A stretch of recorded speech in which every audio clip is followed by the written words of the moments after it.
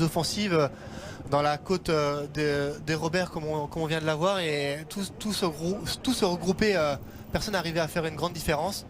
Bon, là c'est le fait que nous avions qu'un petit peloton au pied de ces côtes, bah voilà, ça favorise les offensives, hein. Il n'y a plus beaucoup d'équipiers pour faire les efforts, pour aller chercher les hommes qui partent. On arrive sur Alex. Avec les 3 hommes de tête, effectivement. On est déjà passé tout à l'heure dans Alex.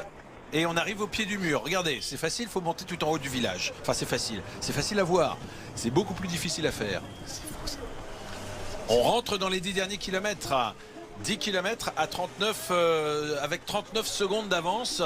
On est un petit peu surpris par ce kilométrage parce que ça ne correspond pas à ce qui était indiqué sur le livre de route. Normalement, Alex, il était indiqué sur le livre de route qu'on était plus près. Hein. Le sommet doit être à 6 km 700 de l'arrivée d'après le livre de route. Et là, vous voyez, il n'y a pas 3 km d'ascension, il n'y en a qu'un seul. Donc ouais, il y a un petit décalage, il faudra vérifier ça dans le final.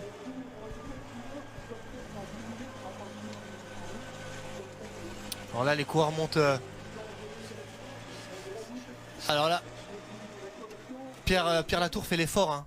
A produit Pierre Latour pourra pas faire l'effort comme ça jusqu'en haut. Arthur Vichot s'est replacé dans la roue du coureur d'Astana. Alors quel est le coureur d'Astana? Sergei Cherneski.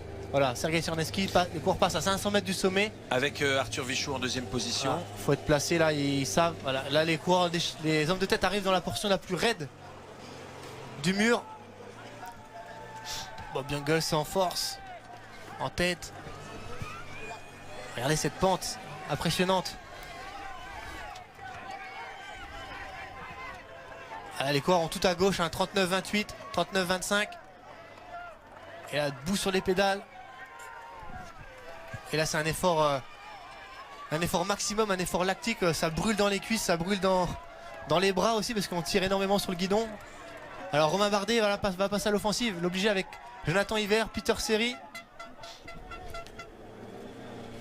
Allez. Alors que Bob Jungels à la pédale a réussi à décrocher Lilian Calmejane sur le sommet. Regardez l'écart, 38 secondes. 38 secondes pour l'instant. Cet écart a plafonné, il a même diminué un petit peu à la faveur du travail fait derrière parmi les hommes de tête. Mais on est déjà au sommet du mur d'Alex. Pour l'instant, ça monte plus vite derrière que devant avec Bob Jungels ici pourtant qui a apporté son effort. Énorme l'effort de Arthur Vichot qui se replace aussi.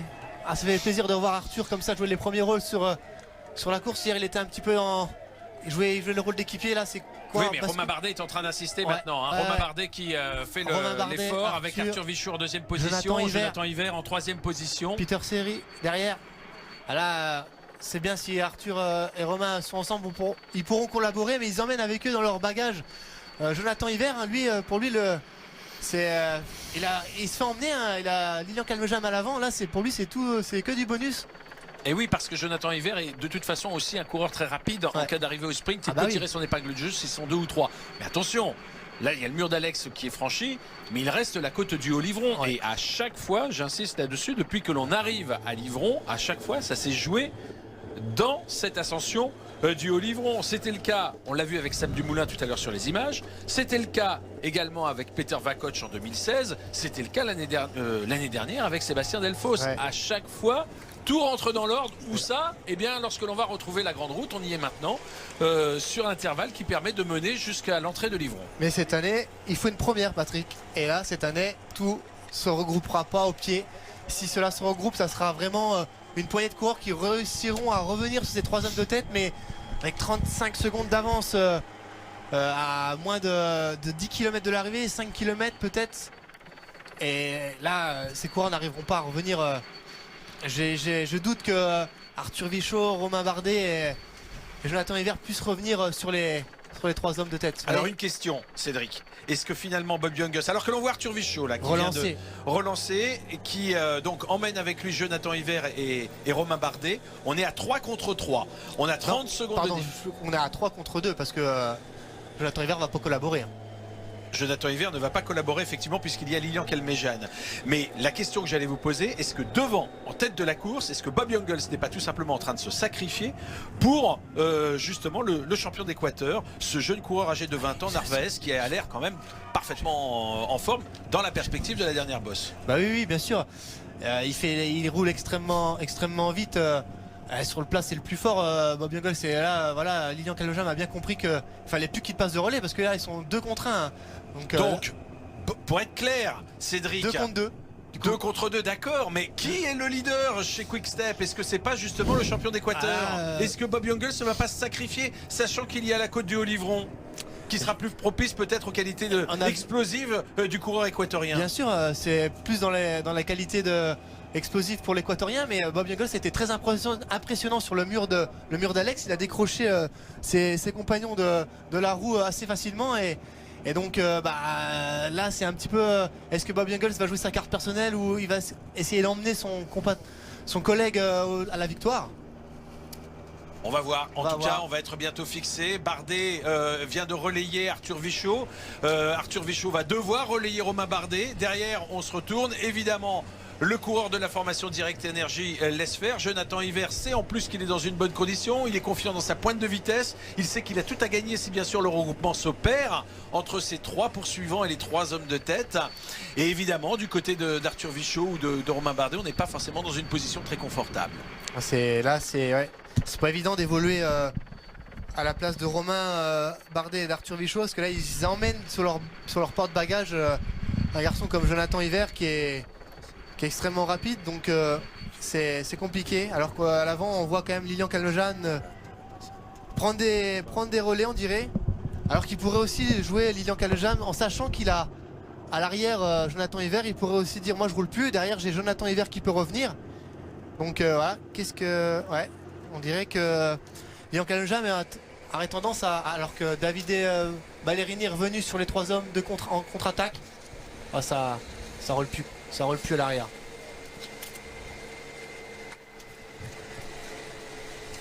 Allez, on est à 5 km 500 de l'arrivée. 5 km encore pour les hommes de tête. Et l'on retrouve justement le champion du Luxembourg, Bob Jungels, qui pour l'instant emmène devant Lilian Calmejane. Est-ce que Calmejane va bien sûr relayer Bob Jungels? Derrière, on a le deuxième homme de la formation Quick-Step. Il ne porte pas les mêmes couleurs, mais c'est le champion parce que c'est le champion de l'Équateur, Jonathan Narvaez. Les 3 hommes qui possèdent maintenant à nouveau 46 secondes d'avance sur les 3 poursuivants. L'écart augmente en faveur des 3 hommes de tête. 45 secondes. Est-ce que cela suffit pour aller chercher la victoire? Vous l'aurez compris en écoutant Cédric Pinault, vous en êtes convaincu. La preuve, c'est que le regroupement s'est opéré derrière. On pourrait se dire c'est une bonne nouvelle, ça va permettre de retrouver davantage de coureurs motivés pour rouler. Mais non, au contraire, c'est un enterrement auquel nous sommes en train d'assister, un enterrement. Je ne sais pas si c'est un enterrement de première classe, mais en tout cas, c'est bon signe pour les 3 hommes de tête. Parce qu'on ne s'entend pas derrière. On ne s'entend pas pour réduire cet écart. Des intérêts divergents, des équipiers pour ces 3 hommes et surtout pour Lilian Calmejane. Lilian Calmejane, maintenant, il va devoir s'extirper de cette tenaille de la formation Quick-Step. Oui, s'extirper de la tenaille où on sait aussi que Lilian, quand même, a une petite pointe de vitesse qui permettrait peut-être de pouvoir s'imposer face à ces 2 coureurs de l'équipe Quick-Step. Donc, avoir la tactique que prendra Lilian Calmejane au pied du mur de Haut-Livron, de la bosse du Haut-Livron. Donc là, on a retrouvé les coureurs d'Astana en tête de groupe. Coureur de l'équipe Astana. Ne comptez pas évidemment sur les coureurs de la formation Quick-Step pour rouler. C'est qui là? C'est Max Schachmann c'est Peter Seri. Ouais. Mais je me demande si Schachmann n'est pas plus loin derrière. Il est au fond. Alors qu'il va y avoir une attaque d'un coureur de l'équipe Androni. Alors c'est Ballerini qui était présent. Non, c'en a un autre. Et tout à l'heure j'en ai parlé, je crois c'est Gavazzi qui est rentré tout à l'heure. Non, c'est pas lui non plus. C'est pas lui non plus. Alors quel coureur il s'agit? Cataneo peut-être? Mattia Cataneo. En tout cas il vient de sortir, on l'a laissé faire. Grand gabarit qui sort de ce peloton de SAR 113. Non, c'est Frapporti. Marco Frapporti. Il y a 2 frères Frapporti dans cette équipe Androni. D'ailleurs ils sont présents tous les 2 sur cette épreuve. Il y a Mattia et Marco. Nous passons ici sur le coteau septentrional de Brézem, qui est un site exceptionnel pour la production viticole des Côtes-du-Rhône Brézem AOC. Voilà. oui, à votre santé. On voit de chaque côté effectivement ces vignes qui sont plantées. Ça veut dire qu'on approche tout près maintenant de Livron avec les 3 hommes de tête. Bob Jungels, Jonathan Narvaez et Lilian Calmejane. On savait déjà depuis la veille que ces 3 hommes étaient en forme parce que finalement on retrouve les mêmes coureurs aux avant-postes. En tout cas parmi ces 3-là, eh bien c'était exactement les mêmes. Ils étaient dans le final de la classique de l'Ardèche. Mais cette fois ils sont devant. Cette fois Romain Bardet n'est pas sorti. Romain Bardet il est en poursuite.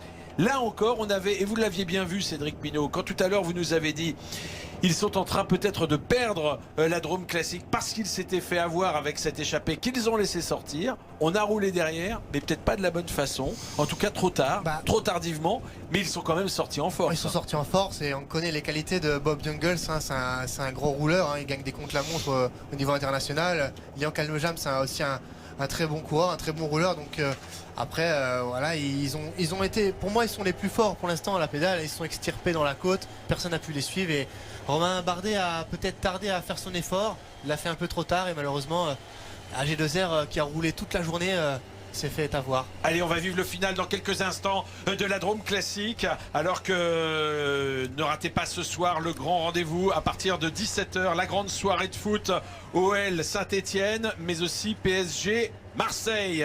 Et on a vu il y a quelques instants en tête de ce groupe, je me demande si ce n'était pas l'équipe Direct Énergie qui était en train de rouler alors qu'il y a devant Lilian Calmejane. Non, je ne veux pas y croire parce que là on a, attention quand même, plus d'1 minute d'avance maintenant. Bob Jungels et ses qualités de rouleur font quand même assez nettement la différence, mais surtout derrière jusqu'à présent on ne s'entendait pas pour rouler. Alors on nous signale que c'est bien Sylvain Chavanel derrière qui est en train de rouler en tête de ce peloton parce qu'il a probablement compris qu'avec plus d'1 minute de toute façon ces 3-là ne pouvaient plus être repris. Je pense qu'il roule, voilà, peut-être qu'il roule aussi, il fait un faux tempo. Il roule aussi pour placer Jonathan dans les meilleures dispositions parce que les coureurs, les premiers coureurs arrivent au pied de cette de ce fameux mur. Vous voyez, ils vont tourner à droite. C'est très étroit. Donc aussi Sylvain Chanel roulait pour revenir sur le coureur qui était sorti en contre. On l'avait un petit peu oublié en rapporterie. Voilà, ils ont tourné à droite ici et ils entament donc cette côte du Haut-Livron. Il y a cette épingle à cheveux où l'on repart complètement quasiment à l'arrêt. Et tout de suite, on trouve des pourcentages assez difficiles. Vous voyez les 3 hommes qui se déhanchent actuellement dans cette côte du Haut-Livron. Alors est-ce que le coureur équatorien Narvaez va produire son effort dans cette côte? Ils doivent l'attaquer quand même, Lilian Calmejane. Ils vont pas l'emmener dans un fauteuil jusqu'à Livron. Parce qu'on ne connaît pas les qualités explosives de Narvaez sur le plat. Ça se trouve c'est un bon sprinter aussi, hein. C'est un jeune coureur qu'on ne connaît pas assez. Peut-être qu'il a confiance en lui pour le sprint, donc il attend. Bob Jungels fait le tempo. Mais il roule très fort, hein, Bob Jungels. Il va attaquer. Lilian s'est retourné, je pense. C'est pas long, hein, la côte du Haut-Livron, c'est 500 mètres seulement. Voilà, Lilian passe à l'offensive, il est obligé. Hein. Et Narvaez qui ne se sentait peut-être pas en confiance pour attaquer, bien en tout cas est en train d'essayer d'accompagner Lilian Calmejane. Bob Jungels qui a beaucoup donné justement pour creuser cet écart et lui permettre à cette échappée d'aborder la dernière côte avec plus d'1 minute d'avance. Et bien laisse faire maintenant son coéquipier. Lilian Calmejane s'est retourné, le petit coup d'œil, il a vu que Narvaez était toujours dans sa roue. Attention, il est en train de craquer là, Narvaez. Il s'était rassis sur la selle, Narvaez, j'espère qu'il a... il est en train de se faire distancer par Lilian Calmejane. Calmejane s'en est rendu compte. Calmejane maintenant est en train de faire l'effort. Il a compris qu'il avait lâché son dernier compagnon d'échappée. Attention parce qu'on a déjà basculé. Il va falloir faire la descente. Là, il n'a pas aucune marge de sécurité. Tout à l'heure, on le disait avec Sam Dumoulin, notamment avec Peter Vakoch, plus récemment ou même l'année dernière avec Sébastien Delfosse. Eh bien, il fallait toujours basculer avec un petit peu d'avance. Il passe à la flamme rouge avec 15 mètres d'avance sur Narvaez. Ça peut suffire. Hein. On a vu par le passé les mêmes coureurs, ces coureurs attaquer dans le final, basculer avec autant d'avance et aller à l'arrivée. Oui, mais il ne sera pas en solitaire. Il est en train d'emmener Narvaez avec lui. Non, il n'emmène pas Narvaez avec lui. Narvaez là, il n'est pas du tout à l'abri dans la roue de Lilian Calmejane. Narvaez là, il est à 20 mètres et il est obligé de produire autant d'efforts que Lilian Calmejane. Je peux vous dire que Narvaez ne rentrera pas à moins d'une erreur de Lilian Calmejane. Ah voilà les virages à angle droit dont on vous parlait, les derniers virages. La ligne, si on avait continué tout droit, on arrivait sur la ligne d'arrivée par un autre chemin. Et la relance fait très mal à Narvaez à 500 derrière. mètres de la ligne d'arrivée seulement. Hein. Oui.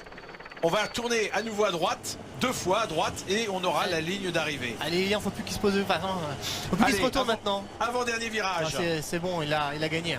Avant-dernier virage pour Lilian Calmejane. On est dans l'Ivron. Lilian Calmejane ne sera pas repris par Narvaez. Là, ils vont pas être contents chez Quick-Step. Ils avaient 2 hommes, mais ils tombent sur un super Lilian Calmejane. Alors que ça, à l'arrière du groupe, il se retourne déjà. Quoi. Oui, il se retourne. Dernier virage angle droit. Maintenant, c'est la ligne d'arrivée face à lui. Voilà. Et Narvaez est en poursuite. Il va pouvoir savourer ce victoire. Une victoire pour la formation Direct Energy. Il pense même à montrer le maillot Direct Energy. C'est beau. C'est professionnel. Voilà la victoire de Lilian Calmejane. Sa première victoire de la saison. Devant le champion d'Équateur Narvaez. 3e place pour le champion du Luxembourg Bob Jungels. Mais c'est assez rare pour le souligner. L'équipe Quick-Step en position de gagner finalement va devoir se contenter des accessites à l'arrivée de cette Drôme classique. Victoire française aujourd'hui pour la Drôme classique. Et bien et surtout une première victoire pour Lilian Calmejane. Alors pour la 4e place, est-ce qu'on va avoir les images qui va arriver? Allez, la 4e place. Bien sûr qu'on va avoir les images nous montrant l'arrivée des poursuivants. Ils avaient quand même une minute d'avance. Donc il y avait un peu de marge. On n'a pas pu voir... Voilà, on revoit ici Lilian Calmejane au moment où il franchit l'arrivée. On vous disait qu'il avait fait un très bon début de saison l'année dernière. Cette année, on l'a vu terminer 3e du Grand Prix La Marseillaise. Mais il est déjà dans une forme précoce, Lilian Calmejane. Ah, voilà, les premiers virent dans le dernier virage et... On ne voit pas, dommage. Mais si vous allez le voir, vous inquiétez pas. Il y a la ligne, il y a la caméra sur la ligne d'arrivée et on va retrouver justement. On n'aura pas vu le sprint. Ah ben non, on n'a pas vu. Ils vont trop vite les coureurs, Patrick, maintenant. Lilian Calmejane qui succède donc à Sébastien Delfosse. On n'a pas vu qui fait 4e. Au palmarès de cette Drôme classique. Victoire française, on n'en avait pas vu depuis Sam Dumoulin. C'était il y a 3 ans. Et rappelons aussi la première victoire de Romain Bardet dans cette Drôme classique. Alors que le champion du Luxembourg, Bob Jungels, finalement aura roulé pour pas grand chose puisqu'ils doivent se contenter des 2e et 3e places. C'est quand même Bob Jungels qui a créé cette brèche pour emmener avec lui Narvaez et Lilian Calmejane. Malheureusement, ils ne sont pas récompensés au final, mais Bob Jungels peut être satisfait personnellement de son état de forme quand même. Il est quand même en bonne forme et c'est le seul point... C'est le seul point positif pour lui aujourd'hui, on va dire. Il était très fort, il a pu faire la décision à une quinzaine de kilomètres de l'arrivée. On revoit le moment où Lilian Calmejane a porté cette offensive. Il emmène avec lui le champion d'Équateur Narvaez. Bob Jungels avait roulé auparavant, c'était tout à fait logique. Le champion du Luxembourg s'était sacrifié pour son coéquipier. Ils ne portent pas les mêmes couleurs, mais ils appartiennent à la même équipe. Ce sont 2 champions nationaux. Et voilà le moment précis où Narvaez, complètement écœuré, ne parvient plus à suivre Lilian Calmejane qui s'envole à ce moment-là vers la victoire. Bon, là, on est sur la ligne d'arrivée. Il a pris quoi? 20 mètres d'avance. Et jamais, eh bien, le Sud-Américain n'a pu refaire son retard. Ces 20 mètres de retard, il les a conservés sur la ligne d'arrivée. L'écart qu'il a réussi à creuser au sommet de la côte, il a gardé jusqu'à l'arrivée. Et l'équipe AG2R La Mondiale doit se contenter d'un accessite au pied du podium. L'ancien vainqueur de cette épreuve, Sam Dumoulin, a devancé dans le sprint du groupe de poursuivants Arthur Vichot et Jonathan Hiver.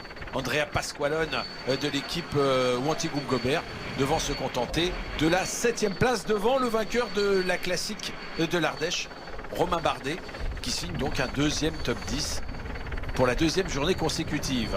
Victoire française, victoire de Lilian Calmejane qui cette saison obtient un 4e podium, puisqu'hier il avait pris la 3e place de la classique de